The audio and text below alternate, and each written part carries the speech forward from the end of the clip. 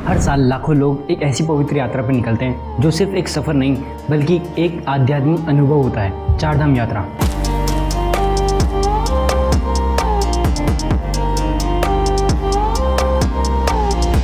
लेकिन क्या आप जानते हो इस यात्रा के पीछे कुछ रहस्य और रोचक बातें भी छुपी हुई हैं जो शायद ही आपने कभी सुनी होगी। तो आइए जानते हैं चारधाम यात्रा के इतिहास को और उसकी कुछ रहस्यमय बातें आज की इस वीडियो में। तो नमस्कार दोस्तों, मेरा नाम है अभिनव और मेरे यूट्यूब चैनल में आप सभी का बहुत बहुत स्वागत है। चारधाम यात्रा, चारधाम यात्रा, चारधाम यात्रा। So the yatra is a very important idea in Hinduism.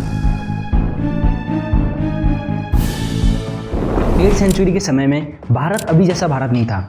उस समय भारत अलग अलग रियासतों में बटा हुआ था और ये रियासतें लगातार एक दूसरे के साथ लड़ती रहती थी, जिसमें कि भारत राजनीतिक और धार्मिक तौर से बिखर चुका था।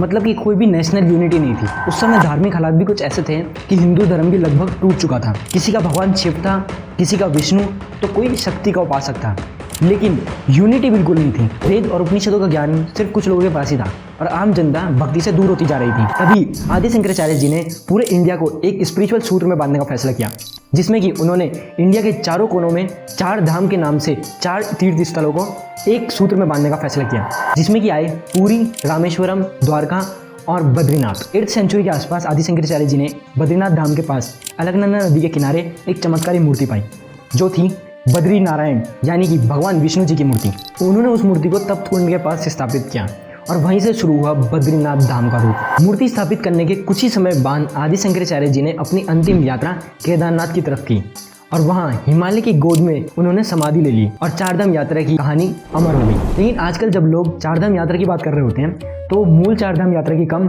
बल्कि छोटा चारधाम यात्रा की बात कर रहे होते हैं। छोटा चारधाम यात्रा जो कि उत्तराखंड के हिमालयों में होती है, जिसमें कि आते हैं यमुनोत्री, गंगोत्री, केदारनाथ और बद्रीनाथ।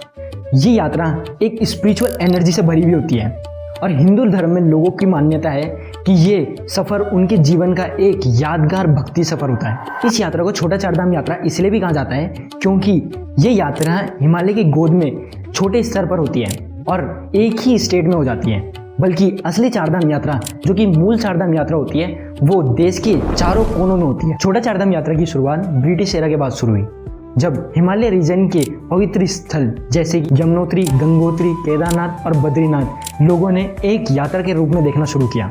पहले लोग इसको अलग अलग विजिट करते थे, लेकिन कुछ समय बाद लोगों ने इसको एक पिलग्रिमेज रूट की तरह मानना शुरू किया, जिसके बाद इसका नाम पड़ा छोटा चारधाम यात्रा।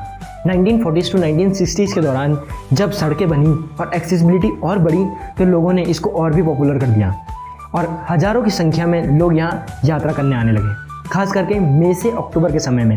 और आज भी लाखों करोड़ों यात्रियों के लिए ये सिर्फ एक ट्रिप नहीं बल्कि एक यादगार भक्ति सफ़र होता है। छोटा चारधाम यात्रा का टोटल डिस्टेंस 1600 से 1800 किलोमीटर होता है। यमुनोत्री जहाँ पे आप गाड़ी से आराम से जा सकते हो, लेकिन 6 किलोमीटर का ट्रैक आपको करना पड़ेगा। ये ट्रैक थोड़ा चैलेंजिंग होता है। गंगोत्री जहाँ पर आप आराम से गाड़ी तक पहुँच सकते हो, बिल्कुल मंदिर तक आपको गाड़ी पहुँचा देगी। केदारनाथ यहाँ आपको 16 से 18 किलोमीटर का ट्रैक करना पड़ता है। ये धाम थोड़ा टफ है।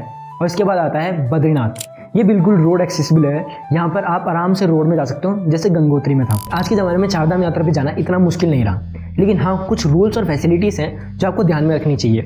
जैसे कि उत्तराखंड सरकार हर साल एक डिजिटल ई पास चलाती है, यानी कि बिना ऑनलाइन रजिस्ट्रेशन के आप किसी भी धाम में एंट्री नहीं ले सकते। ये यात्रा को सेफ और मैनेजेबल बनाता है, खास करके क्राउड कंट्रोल के लिए।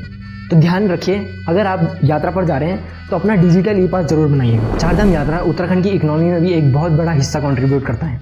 जैसे कि 2024 में चारधाम यात्रा से उत्तराखंड ने 7,500 करोड़ रुपए कमाए, जो कि एक बहुत बड़ा अमाउंट होता है। इससे 10 लाख से ज़्यादा लोगों को रोजगार मिला। उत्तराखंड के जीएसडीपी यानी कि स्टेट ग्रॉस डोमेस्टिक प्रोडक्ट का 4.4% हिस्सा टूरिज्म कंट्रोल करता है।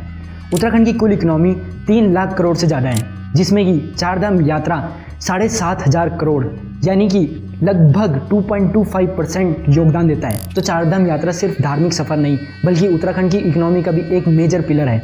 इससे स्टेट में बहुत सारे लोगों को रोजगार मिलता है और सरकार को भी एक अच्छा खासा रेवेन्यू जनरेट होता है। तो उत्तराखंड सरकार की पूरी जिम्मेदारी बनती है कि वो इस यात्रा को बेहतरीन तरीके से मैनेज करें, सेफ्टी और फैसिलिटीज़ का पूरा ख्याल रखें और टूरिज्म को और भी ज़्यादा डेवलप करें। तो दोस्तों आज की वीडियो के लिए बस इतना ही। मैं मिलता हूँ आपसे ऐसी किसी नई वीडियो में ऐसे किसी नए टॉपिक के साथ। तब तक के लिए अपना बहुत बहुत ख्याल रखिएगा। बहुत बहुत धन्यवाद। जय हिंद, जय भारत, जय उत्तराखंड।